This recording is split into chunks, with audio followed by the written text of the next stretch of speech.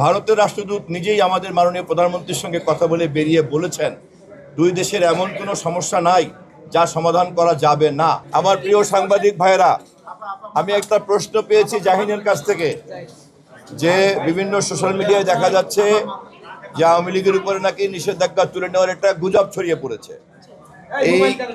এই ধরনের কোনো গুজব এখন পর্যন্ত সরকারের কানে আসেনি। আর কোনো প্রশ্ন? সেই বিষয়ে কোনো ব্যবস্থা নেবেন যারা এগুলো ছড়াচ্ছে? যে গুজব কানে আসে নাই সে বিষয়কে আমরা এখন পর্যন্ত কগনিজেন্সে নিতে চাচ্ছি না। মিনিস্টার মাথা ঠান্ডা অফার, মাসিক কিস্তিতে 1.5 টন এসি মাত্র 3,999 টাকা ও 2 টন এসি 4,999 টাকায় পাওয়া যাচ্ছে মিনিস্টার শোরুমে।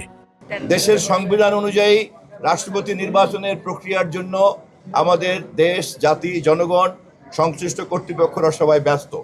ইতিমধ্যেই গণমাধ্যম থেকে আপনারা জেনেছেন আগামীকালকে মনোনয়নপত্র জমা দেওয়া হবে এবং আগামী 20 তারিখে নির্বাচন অনুষ্ঠিত হবে।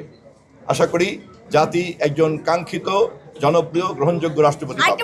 ভারতের রাষ্ট্রদূত নিজেই আমাদের মাননীয় প্রধানমন্ত্রীর সঙ্গে কথা বলে বেরিয়ে বলেছেন দুই দেশের এমন কোনো সমস্যা নাই যা সমাধান করা যাবে না। কথা বলেই তিনি ভারতের প্রধানমন্ত্রীর সঙ্গে দেখা করতে গিয়েছেন। আমরা অধীর আগ্রহে অপেক্ষা করছি ইতিবাচক ফলাফলের জন্য।